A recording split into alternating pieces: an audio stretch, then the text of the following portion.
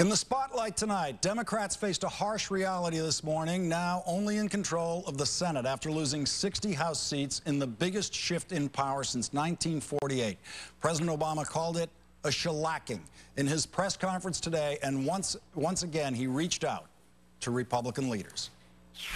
What yesterday also told us is that no one party will be able to dictate where we go from here, that we must find common ground in order to set in order to make progress on some uncommonly difficult challenges. And I told John Boehner and Mitch McConnell last night, I am very eager to sit down with members of both parties and figure out how we can move forward together. Wow. He really gets it. He finally understands what voters want him to do. Right? No. We'll work together. Go forward together. What do you? Come on. Yeah, that sounds good. That's why we all like Obama as a human being. He's really a good guy. Good guy. I like really good guy.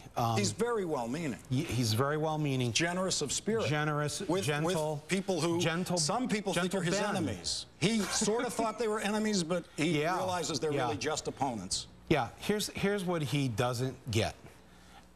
When your opponent states clearly that our #1 job in the next 2 years is to make sure you don't have a second term. Our #1 job is to defeat you and to embarrass you. You don't respond with kumbaya. Let's hold hands. What part of what they're saying to him doesn't he get? You know what your opponent sounds like when he says that? An enemy. Yeah. Doesn't he? Yeah, exactly. And what he sounds like today is that he's soft, he's weak, he doesn't have the courage of his convictions. You know, Americans are not ideologues. They don't really see themselves. They don't wake up in the morning and say, I'm a Democrat, I'm a Republican, I'm a liberal, I'm a conservative. They're not wired that way. What they like is they like somebody who's strong and tough and smart and is going to get the job done. That's what they like. And so that's why they'll switch from election to election, because that's what they like that about Reagan. Reagan just seemed to have some purpose to him. Remember what he said? He sounded kind of tough after his election when he said to Republicans at a certain point, hey, elections matter, I won. What is this, if elections mean something, what does this election mean? We've ended up with a Republican House. We still have our Democratic president, and we have a Democratic Senate. What does this one mean? It really doesn't mean a whole lot of anything because, as I heard E.J. Dionne from the Washington Post said on one of the earlier shows tonight, that this is a whole different election crowd. I mean, first of all, he lost young people. He built up this whole movement of young people. 23 million young people voted for him. 52% of the eligible youth vote voted for him in 2008. That was a record for young people. 23 million. Yesterday, 9 million. 9 million.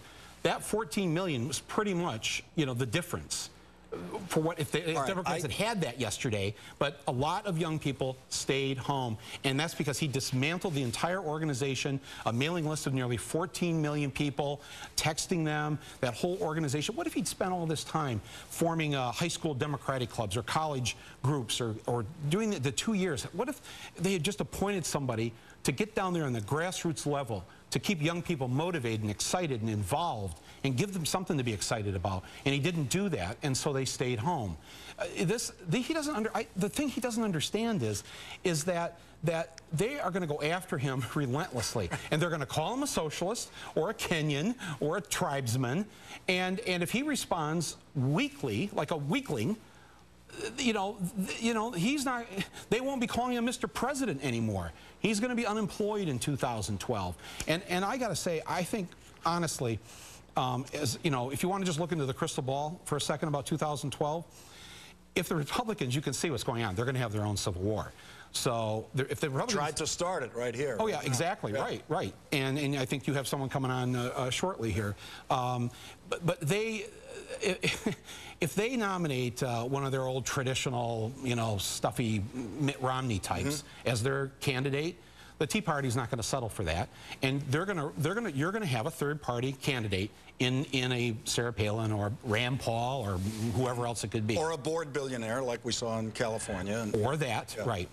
And that's probably Obama's best chance of getting a second term because they're going to split the vote. But and this is the message that Obama and the Democrats need to hear, if they don't get some gumption in them, if they don't start having the courage of their convictions, if they don't end this war, if they don't put the clamp down on Wall Street, if we have another crash in these next 2 years because they didn't do the job to stop these criminals on Wall Street, if they actually expand the war, if they do anything like that, I can guarantee you, and I'm not saying that I'm part of this, but I can guarantee you there will be a Nader-esque challenge from the left. There will be a left. I don't mean in the primaries. That is where Nader came from. Nader came from the sense that there wasn't an important enough distinction between Democrats and Republicans as we ended the 90s. Right. So trust me that there's enough upset, out of work, working class people out there who are just going to say to hell with both of them, yet they have liberal, you know,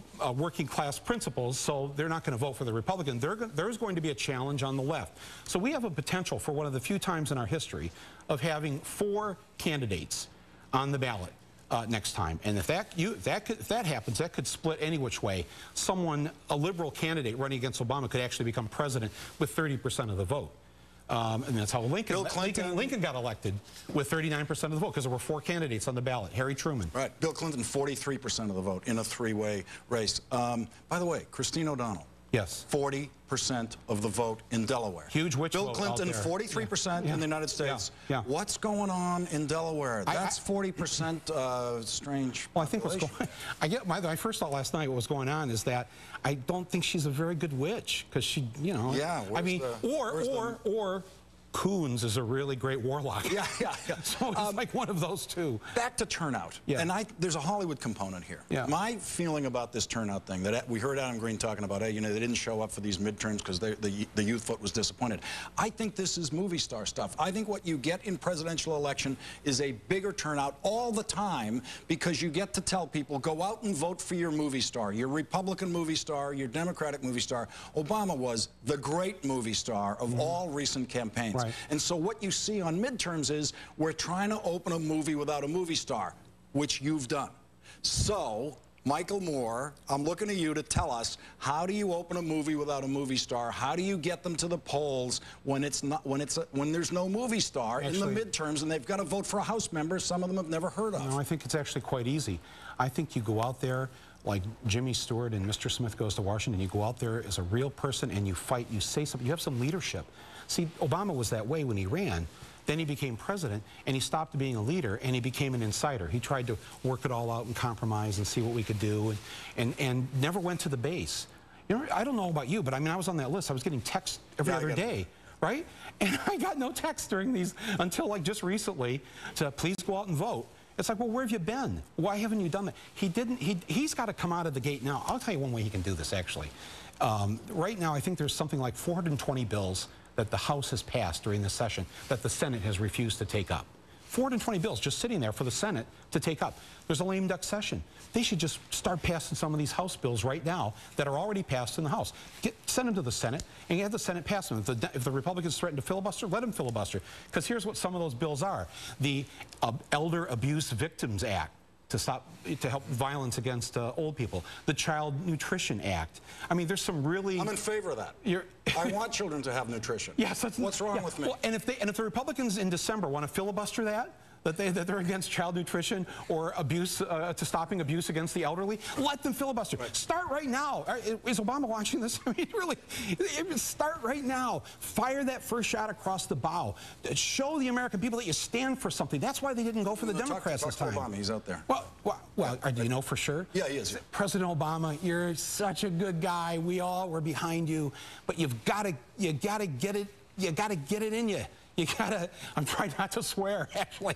I want to say what a lot of people in Michigan and the Midwest and the people who are you know, they're in fear of losing their homes right now. They've lost their jobs. I bet you if we just polled the people here on this floor, how many of you think you're going to be working? Would you be absolutely sure you're going to be working a year from now? Or two? Actually, these ratings are very good, so I think they're okay.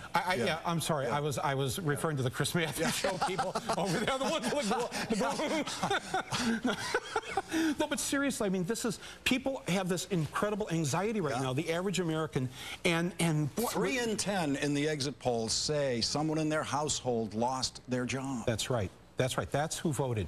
And still, when asked in terms of who do you, not the 38 to 38% of which you identify with, but who do you think can get the job done better, the Democrats still yesterday in the exit polls came out a little bit ahead of the Republicans. So there's not a huge, you know, visceral hatred of Democrats here. It's just that the so-called leadership, all those blue dog Democrats, 47% of the blue dog, the conservative Democrats, lost yesterday. You know how many of the progressive caucus, of the progressive congressmen lost yesterday in the election?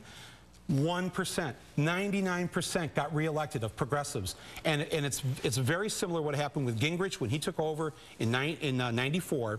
These two professors from Manchester College in Indiana did this study, and they found out... The control room is now panicked. You're going into a study. Don't worry. I'll do this in 7 seconds. Okay, 7 seconds. Okay. They found out that those Democrats that stayed true to their position, stayed true to their liberal position, were the ones who got reelected in '94. The ones who got bounced were the ones who tried to go to the right. If you try to go to the right or to the center, President Obama or members of Congress, you will lose, because in the next election, when people, if they want a conservative, who are they going to vote for? Are they going to vote for the real deal, the Republican, or are they going to vote for the fake Corinthian leather? I mean, they're going to vote for the real deal. Or the fake conservative Mitt Romney.